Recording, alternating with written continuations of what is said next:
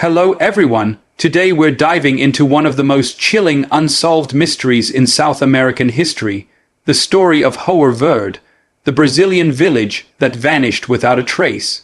No bodies, no footprints, no answers, only silence and a haunting message written on a school chalkboard. There is no salvation. Imagine this.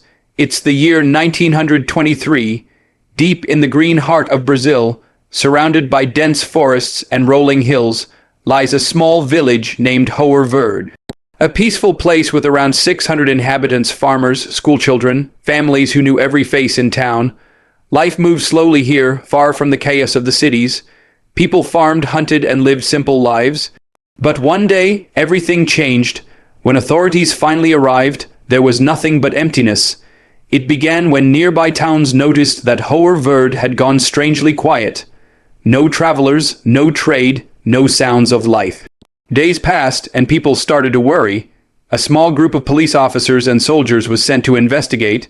They expected to find a quiet village, maybe suffering from illness or isolation, but what they found shocked them to the core. As they entered Hoer Verde, silence greeted them. Chickens and cattle wandered freely. Doors swung open in the wind. Pots of food sat on tables as if lunch had been interrupted. Clothes hung on lines. Tools lay where they'd been dropped, and a half-played game of cards rested on a table. It was as if time had frozen mid-moment, yet not a single person was there. When the investigators searched deeper, they realized that not only were the villagers gone, but there were no signs of struggle. No blood, no bodies, no drag marks. The houses were tidy. The people had simply vanished. Then came the most disturbing discovery of all. Inside the small schoolhouse, on a dusty chalkboard, someone had written in Portuguese, "Now ha salvação." In English, that means there is no salvation. The chilling phrase hung in the air like a curse, but who wrote it, and why? Rumors quickly spread. Some said the villagers had been abducted by aliens. Others whispered that a government experiment had gone wrong. Some believed the entire village had been swallowed by the forest spirits, angry that humans had encroached too deeply into sacred land. One of the strangest parts of this story is that there are almost no official records of Hoer Verde. The name appears only in scattered reports and old folklore. Many historians and skeptics argue that the story might be an urban legend, a tale that grew over time from fragments of truth. But others insist the disappearance really happened, pointing to details too specific to be pure fiction. One theory suggests that Hoer Verde's residents fled due to political violence. In the early 1920s, Brazil was in a period of unrest. Rebel groups clashed with government forces, and some small villages were caught in the crossfire.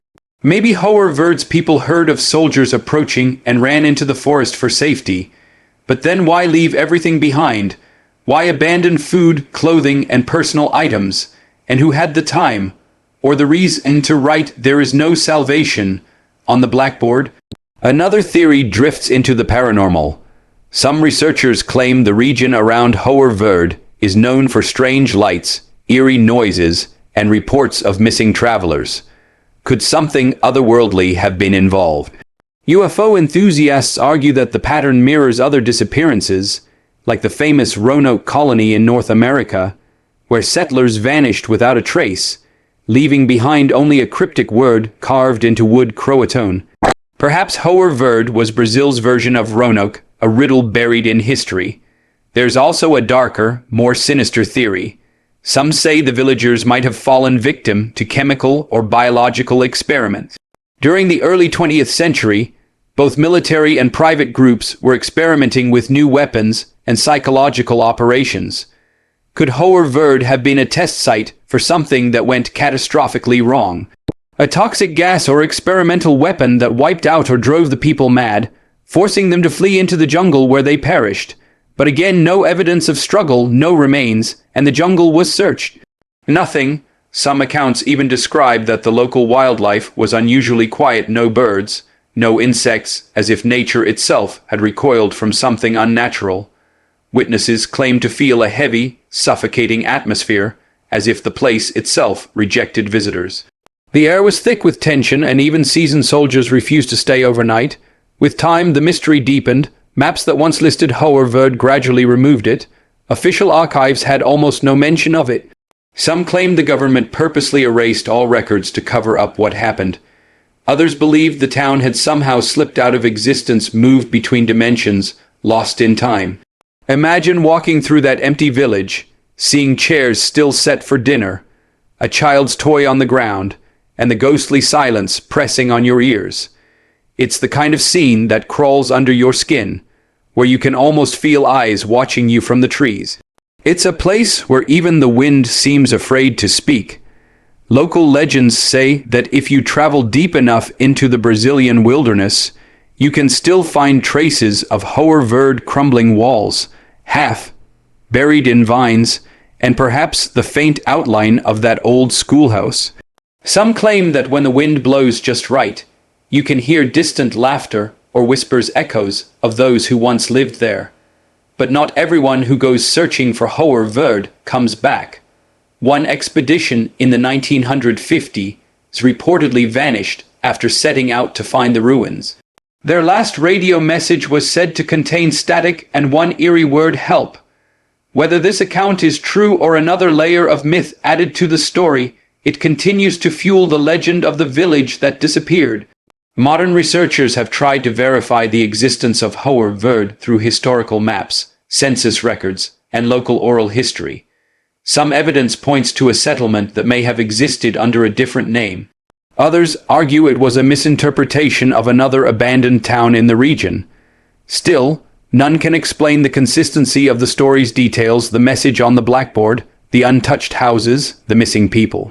Even now, online forums and paranormal investigators debate whether Hoer Verde ever existed at all. If it was a hoax, who started it, and why? If it was real, what could make 600 people vanish into thin air? Maybe the truth lies somewhere between reality and myth.